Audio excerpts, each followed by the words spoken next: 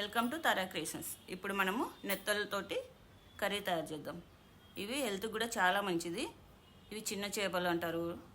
వీటిని శుభ్రంగా కడిగి అలా శుభ్రం చేసి పెట్టుకున్నాము. లోపల అంతా బ్లాక్ అన్నీ తీసేసి ఉప్పు వేసి ఒకసారి ఉప్పు పసుపు వేసి కడిగి ఇప్పుడు ఒక మిక్సీ జార్ తీసుకొని ఒక 2 ఆనియన్స్ మెత్తగా పేస్ట్ చేసుకొని ఒక బాండీ పెట్టుకున్నాను. స్టవ్ మీద ఒక 3 స్పూన్లు ఆయిల్ వేసుకొని మిక్సీ పట్టిన ఆనియన్ పేస్ట్ వేసి ఎర్రగా వేయించుకోవాలి.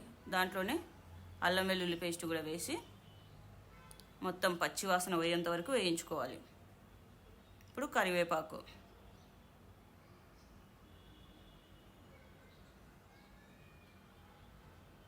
అలా అంత బ్రౌన్గా వచ్చేంత వరకు వేయించుకోవాలి. ఇప్పుడు పసుపు వేసుకొని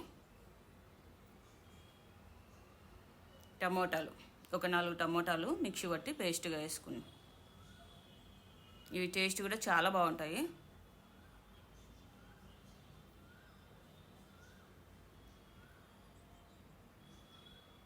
ఉప్పు తగినంత,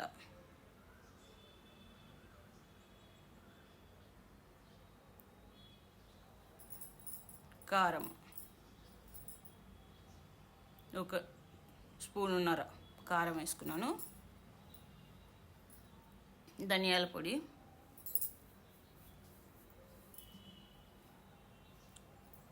ఇవి చేయడం కూడా చాలా ఈజీ, టేస్ట్ కూడా చాలా బాగుంటాయి. కొబ్బరి పొడి, తినేవాళ్ళు ఎముకలు అట్లే ముళ్ళు సన్నగా ఉంటాయి, దానితో తినేస్తారు చపాతీ కానీ రొట్టెలో కానీ. మామూలుగా ఇలా చీల్చిన ముళ్ళు పక్కకు వచ్చేస్తుంది ఈజీగా. ఇప్పుడు అంతా పచ్చివాసన అంతా పోయే వరకు వేయించుకొని ఫిష్ మసాలా వేసుకున్నాను ఒక 1/2 స్పూను. ఇప్పుడు చింతపండు రసం, ఓ నిమ్మకాయ సైజ్ అంతా చింతపండు రసము, కొంచెం ఎక్కువే పడుతుంది చింతపండు రసము, చేపల పులుసు కదా, తగినన్ని నీళ్ళు పోసుకోవాలి.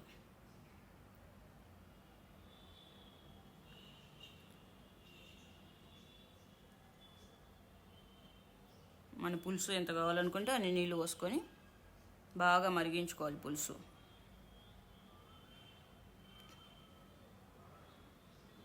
ఇప్పుడు మూత పెట్టి మరిగించుకున్నాక చేపలు వేసుకోవాలి.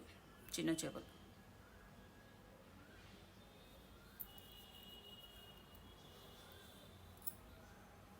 1 కిలో తీసుకొని క్లీన్ చేస్తే అంతే 3/4 కిలో అట్లా వస్తాయి మనకు. వెనకాల ముందర తీసేసి ఇస్తారు వాళ్ళే. అంతే, ఇంకా కలపకూడదు ఎక్కువ. దాన్ని ఒకసారి కలిపి ఒక 5 నిమిషాలలో ఉడికిపోతుంది. చాలా తక్కువ టైంలోనే కర్రీ అయిపోతుంది. అలా తిప్పుకోవాలి, ఎక్కువ చిరిగిపోతాయి, తొందరగా ఉడికిపోతాయి. ఇలాంటి మంచి మంచి వీడియోస్ కోసం నా ఛానల్ని సబ్స్క్రైబ్ చేసుకోండి. లాస్ట్లో కొత్తిమీర వేసుకొని ఇంకా స్టవ్ ఆఫ్ చేసుకోవడమే. ఎంతో రుచికరమైన నెత్తల కర్రీ రెడీ.